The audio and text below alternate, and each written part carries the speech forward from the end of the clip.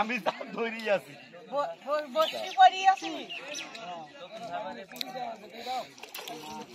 15,000 টাকা টিকিটে মাছ শিকার হচ্ছে।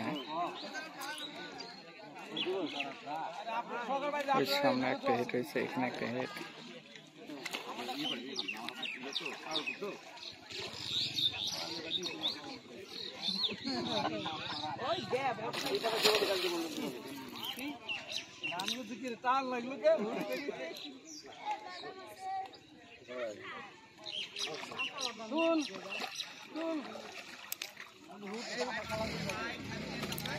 এখানে প্রচুর শিকারে মাছ শিকার করছে,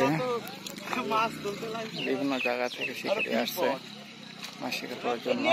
ঢাকা থেকে, পাবনা থেকে, রাজশাহী থেকে প্রচুর লোক মাছ শিকার করছে।